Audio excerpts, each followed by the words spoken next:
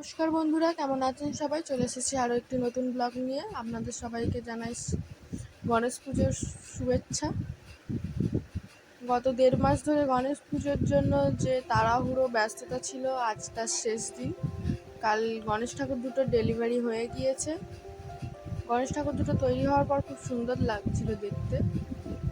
প্রচুর খাটুনি গেছে, প্রচুর ব্যস্ততা গেছে। এখন কিছুটা শান্তি বলা ভুল হবে। আবার বিশ্বকর্মার জন্য প্রস্তুতি চলছে, বাইরে বিশ্বকর্মা রেডি হচ্ছে। 17 তারিখ না 18 তারিখ বিশ্বকর্মা পুজো। গণেশ ঠাকুরের উড়ুনিটা গোল্ডেন কালার দেওয়া ঠিক ফুটছিল না, তাই পরে এটা চেঞ্জ করে আবার গোলাপি করে দেওয়া হয়েছিল। দেওয়ার পর ভালো লাগছিল। বাচ্চারা কেউ গণেশ ঠাকুরের হাতে জবা ফুল পুজো দিয়েছে, দেখুন। এই গণেশ ঠাকুরটার চোখ আঁকার দুটো কাহিনী আছে। প্রথমবারের চোখটা নীল রঙের ছিল, কিন্তু যাদের ঠাকুর তারা বলে গণেশ ঠাকুরের 3টে চোখ হয় না, নীল চোখ হয় না ইত্যাদি, তাই চোখটা বুঝিয়ে দিয়ে আবার নতুন করে চোখ আঁকতে হয়েছিল। অনেকটা খাটুনি বেড়ে গিয়েছিল তার জন্য। এই যে পাথরগুলো একটা একটা ভাবে আঠা দিয়ে বসাতে অনেকটা সময় লাগছিল বন্ধুরা।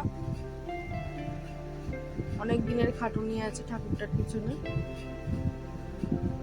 এই যে চোখটা বুঝিয়ে দেওয়া হয়েছে। এই পাথরগুলো অনেক রকমের পাথর আছে, তো সব জায়গা থেকে ঘুরে ঘুরে জোগাড় করতে হয়েছে। এটা আমি আমার মাকে বলেছিলাম, মা জোগাড় করে দিয়েছে। ওই যেসব বাড়ির সবাই আটা পাথরের কাজ করে, শাড়িতে জামাতে, তারই পাথর। আমাদের এই দিকটা আসলে এই পাথরের দোকানটা নেই, তো গেলে সেই কুমারটুলি যেতে হবে, কিন্তু এখন কুমারটুলি যাওয়ার সময় নেই। এই বিশ্বকর্মা ঠাকুরের সাজ পোশাক কিনতে কুমারটুলি যেতেই হবে। আর এই দেখুন পরের বারের চোখ। আপনাদের কোন চোখটা ভালো লেগেছিল অবশ্যই কমেন্টে জানাবেন। কিন্তু আমার তো দুটো চোখই ভালো লেগেছিল, তবে পরের বারে যে চোখ আঁকা হয়েছিল এটা বেশি ভালো লাগছিল। আপনাদের কার কোনটা ভালো লেগেছে অবশ্যই কমেন্টে জানাবেন। আর আপনারা যারা নতুন আছেন চ্যানেলটিকে সাবস্ক্রাইব করে পাশে থাকা বেল আইকনটি ক্লিক করে দিন, যাতে পরবর্তী ভিডিও এলে আপনারা তাড়াতাড়ি নোটিফিকেশান পেয়ে যান। ভিডিওটি ভালো লাগলে অবশ্যই একটা লাইক করে দেবেন। আর কিছু ভুল ত্রুটি হলেও অবশ্যই কমেন্টে জানাবেন, আমরা শুধরে নেওয়ার চেষ্টা করব।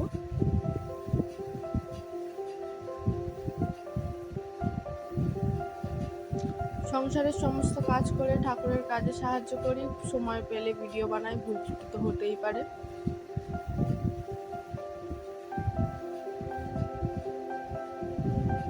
কি সুন্দর লাগছে তাই না ঠাকুরটা?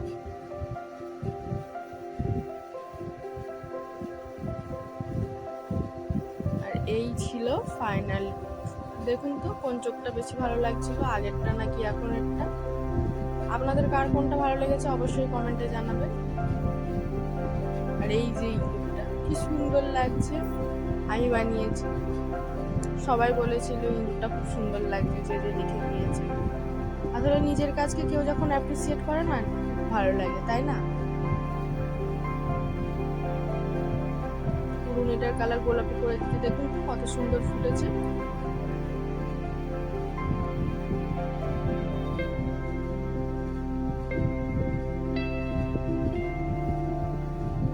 আর এইটা সেই পাশের ছোট ঠাকুরটা, এটাও খুব সুন্দর লাগছিল দেখতে।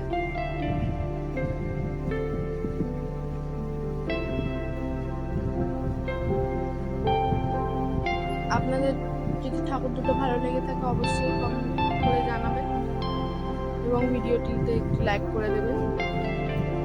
ছিল ফাইনাল ঠাকুরটা। ঠাকুর এবার প্যান্ডেলে যাওয়ার জন্য প্রস্তুত। এই বড় ঠাকুরটা যখন যাচ্ছিল দুপুরবেলা, বাড়ি থেকে বেশি লোকজন কেউ আসেনি, এই 2-3জনই ছিল।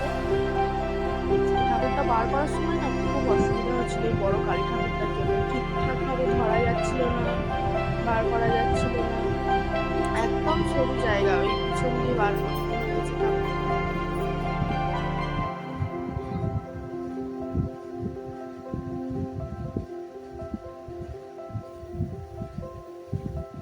আর এই যে আমাদের লালু, ঠাকুরটা যাচ্ছে দেখেও দেখুন একটুও সরছে না।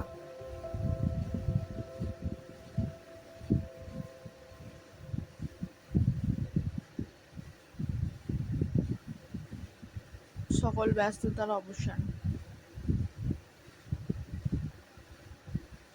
আমাদের এখানে গণেশ পুজোটা খুবই কম হয়, ওই হাতে গোনা কয়েকটা হয়।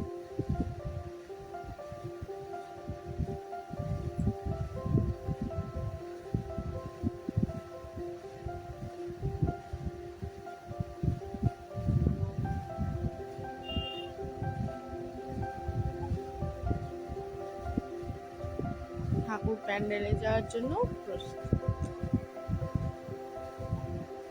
ঠাকুরটা যখন চলে যাচ্ছিল না, খুব কষ্ট লাগছিল। এতদিনের ব্যস্ততা, ঠাকুরটা বেরিয়েই দেখতে পেতাম, কাজ করতাম, ঠাকুরটা চলে যেতে জায়গাটা অনেকটা ফাঁকা ফাঁকা লাগছিল। সবচেয়ে কষ্ট হয় যখন সমস্ত কালী ঠাকুরগুলো চলে যায়, পুরো উঠোনটা ফাঁকা হয়ে যায়। তো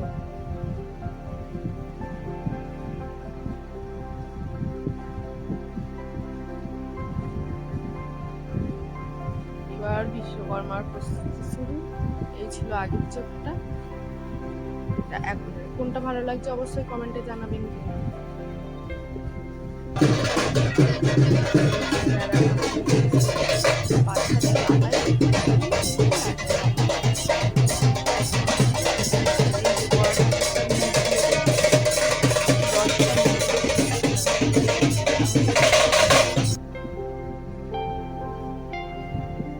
এনারা বেশ সুন্দর আরতি টারতি করে ঠাকুরটাকে বরণ করে তারপর ঠাকুরটা নিয়ে গেলেন।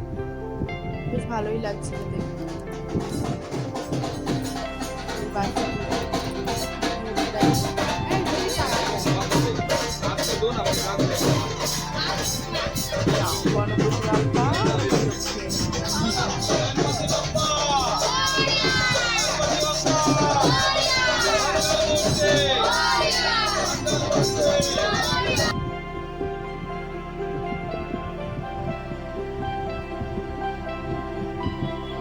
সুন্দর জয়ধ্বনি দিচ্ছিলেন ঠাকুরটা, বেশ ভালো লাগছিল শুনতে, জানেন তো।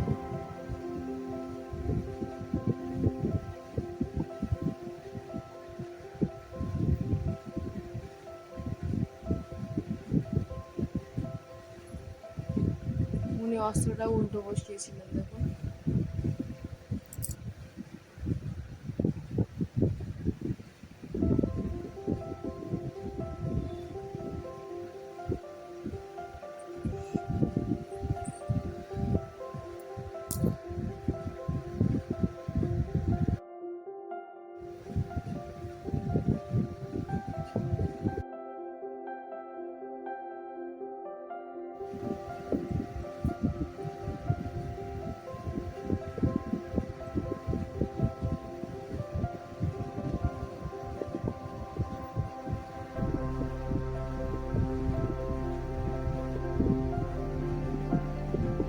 আরতি হয়ে গেছে। এবার ঠাকুরটার এরা মুখে চাপা দিয়ে দিয়েছে, চাপা দিয়েই নিয়ে যাবে পুরো বাড়িতে গিয়ে, তারপর মুখের চাপাটা খুলবে।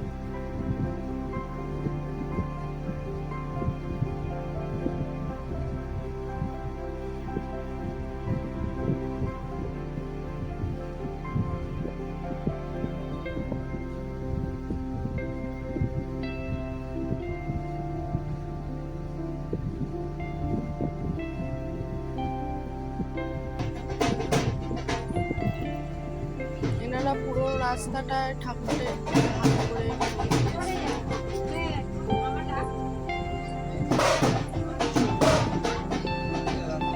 সবাই ভালো থাকবেন।